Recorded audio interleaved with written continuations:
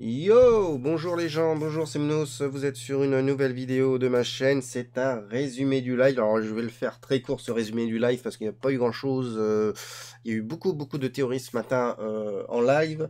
À l'heure actuelle, je cherche à mettre mes maps en mémoire RAM.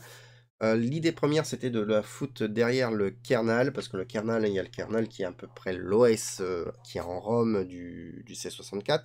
Sauf qu'on a un gros souci, ça m'a l'air d'être supra instable.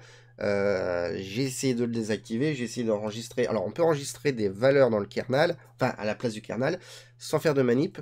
Mais pour lire un kernel, il faut le désactiver, lire la donnée, le réactiver.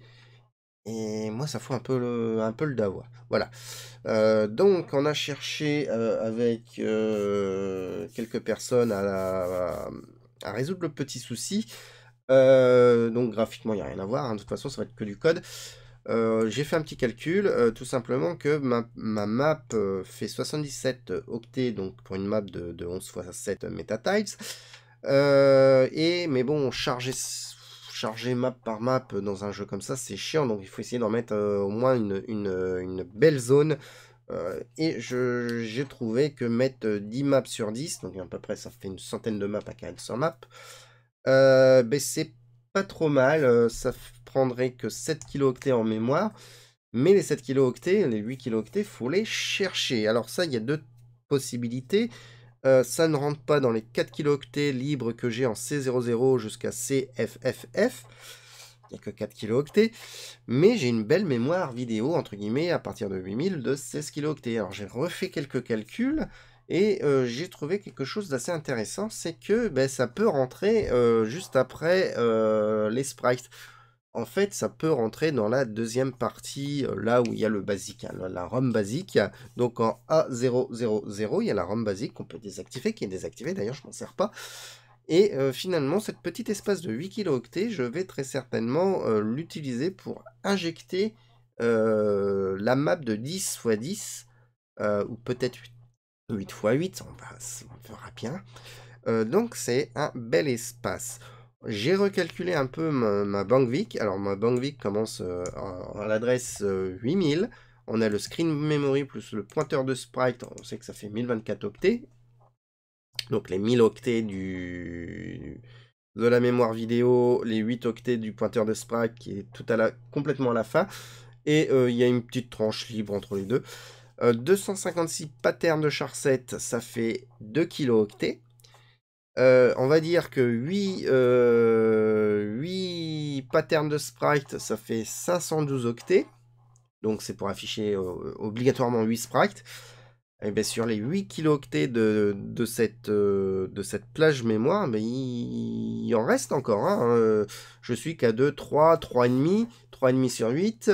Admettons que je remets un second jeu de pattern de charset, enfin de tilset, de caractère, de ce que vous voulez, pour charger par exemple pour le système de combat. Je sais pas pourquoi, mais de les garder en mémoire. Il y a de la place pour ajouter des patterns de sprite.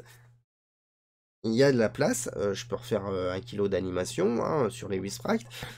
Bref, ces 8 kilooctets de la mémoire vidéo du VIC, il y a quand même un peu d'espace pour encore travailler tout ça.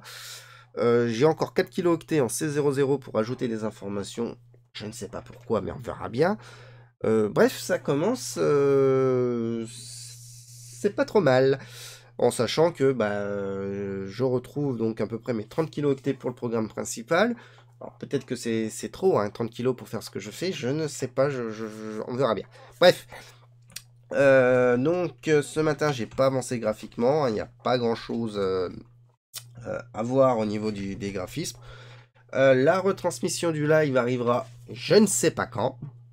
C'est pas moi qui décide quand le live arrive sur YouTube. C'est Restream, hein, j'ai pas la mainmise. Alors je pense que je vais bientôt dégager Restream pour avoir la mainmise, mais je n'ai plus le chat. Je garde Restream pour le chat quand même, hein, c'est assez sympathique.